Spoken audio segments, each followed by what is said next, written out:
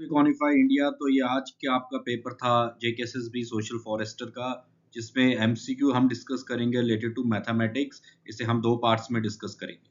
तो question number 1 देखते हैं। देखिए, एक शॉपकीपर है जिसने एक आर्टिकल की प्राइस को 40% बढ़ा दिया। अब कह रहे हैं कि उसने फिर दो सक्सेसिव डिस्काउंट्स भी दिए 10 और 5% के, और उसका प्रॉफिट कितना हुआ 492 रुपए। आपको बता रहा है कि उसकी कॉस्ट प्राइस कितनी होगी। ऐसे क्वेश्चंस में हमेशा सिंपली आप क्या क्या किया कीजिए, आप कॉस्ट प्राइस को अज्यूम कर लीजिए 1000। 100 भी कर सकते हैं, लेकिन उसमें पॉइंट में कैलकुलेशन थोड़ी ज्यादा दिक्कत देगी आपको।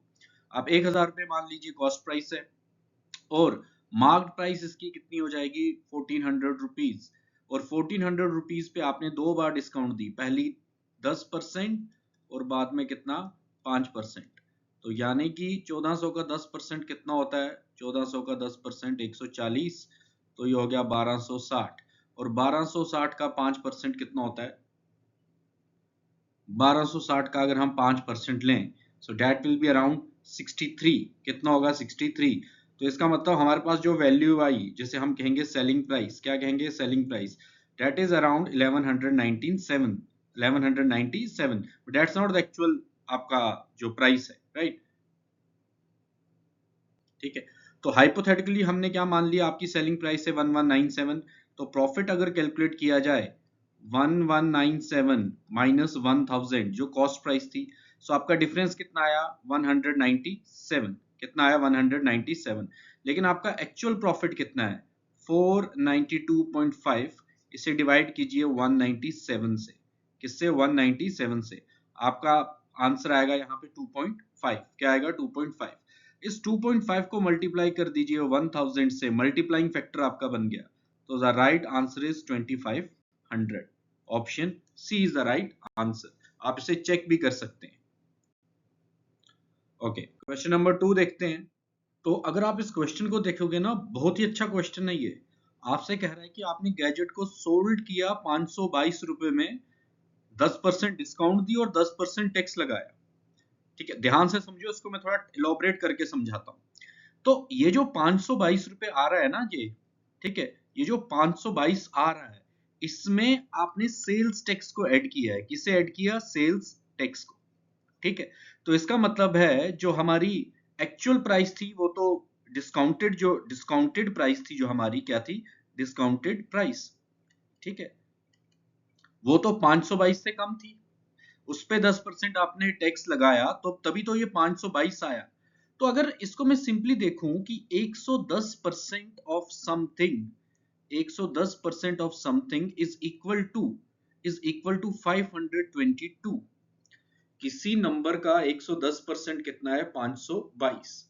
ठीक है, तो यहां पे अब आपको देखना है कि वो नंबर क्या होगा। ठीक है, तो नंबर होगा, यानी कि जो डिस्काउंटेड प्राइस थी, आपकी जो डिस्काउंटेड प्राइस थी, that was rupees 474। that was rupees 474, right। ध्यान से देखिए, ये जो 474 है आपका, ये डिस्काउंटेड प्राइस है। ठीक है, और ये 474 खुद किसी का 90% है। 474 खुद किसी का 90% है। तो अगर आपको अब कैलकुलेट करना हो, तो आपको अगर कैलकुलेट करना हो, so the right answer will be 527। क्या राइट आंसर होगा 527। अब चेक करते हैं, 527 में से आप 10% पहले लेस कीजिए। ठीक है, आपके पास आएगा 474, और उसमें दोबारा 10% ऐड कीजिए, आपके पास आएगा 522। सो यहाँ पे राइट आंसर आपका क्या है, ऑप्शन बी। सबसे बड़ी गलती हम यहाँ कहाँ पे करेंगे कि हमें शायद ये लगेगा ये जो 522 रुपए हैं, ठीक है, ये डिस्काउंटेड है। नहीं, ये डिस्काउंटेड के बाद जो आपका टैक्स ऐड किया गया है। ओके, सो अगले क्वेश्चन पे चलते हैं। शॉपकीपर, अगर इस क्वेश्चन को देखें, ये थोड़ा सा डिफरेंट है। आपसे पूछा है कि इनमें से क्या सही नहीं होगा। तो अच्छी बात क्या है कि आपको पता है कि 3 सही है, 1 गलत है। Shopkeeper gives 20% discount on an item and then adds 12% sale tax on the discounted price. If the original price is 500, 500 रुपए की चीज थी, उसने उसको 400 रुपए में बेचा, यानी कि ये इसकी डिस्काउंटेड प्राइस है, ये मार्क्ड प्राइस है, और ये इसकी सेलिंग प्राइस है, सिंपल। और इस पे 12% टैक्स ऐड करना है। क्या करना है? Tax add. यानी कि जो सेलिंग प्राइस प्लस टैक्स वो कितना हो जाएगा? 448। कितना होगा? 448। अब आपसे पूछ रहा है कि डिस्काउंटेड प्राइसेस 400 सही है, sales tax on the discounted prices 48 ये भी सही है, final price the customer pays 450 ये तो गलत है। स्टेटमेंट डी इसका मतलब सही होगा क्योंकि हमें गलत आंसर मिल गया। Statement C is the right answer. Next question देखते हैं। तो क्वेश्चन आपसे कह रहा है कि average score of 10 students in a class is 72। तो यानी कि 720 टोटल स्कोर हो गया। ठीक है, एक स्टूडेंट 90 मार्क्स लेके आ रहा है और दूसरा उससे 30 नंबर कम लेके आया। तो यानी कि ये वो फर्स्ट स्टूडेंट है, फर्स्ट स्टूडेंट जो 90 मार्क्स लेके आ रहा है और दूसरा स्टूडेंट इससे कम लेके आ रहा है। 90 प्लस 30 कितना हो गया? 150। कह रहा है कि अगर इन दो स्टूडेंट्स को हटा दें, ठीक है, न्यू एवरेज क्या होगी? अब 750 में से माइनस कीजिए 150, आपका क्या आएगा? 570। अब 10 में से दो स्टूडेंट्स को निकाल दो, कितना आएगा? 8। तो अब सिंपल है, कैलकुलेशन करना है आपने। ठीक है, सो यहाँ पे राइट आंसर इज 71.25। तो ऑप्शन दिया हुआ है, option A is the right answer. ठीक है, आइए नेक्स्ट क्वेश्चन देखते हैं। अ कंट्रैक्टर, देखिए ऐसे क्वेश्चंस का जनरली जो अप्रोच सिखाया जाता है वो थोड़ा क्वाड्रेटिक इक्वेशन वाला बन जाता है कि आप इसको क्वाड्रेटिक इक्वेशन बना दो। तो उसमें अच्छा भी रहता है बट गलती होने के चांसेस ज्यादा रहते हैं। तो अगर आप इसको सिंपली देखो, ठीक है, अब क्या कह रहा है कि कंट्रैक्टर ने काम दिया वर्कर ए और बी को।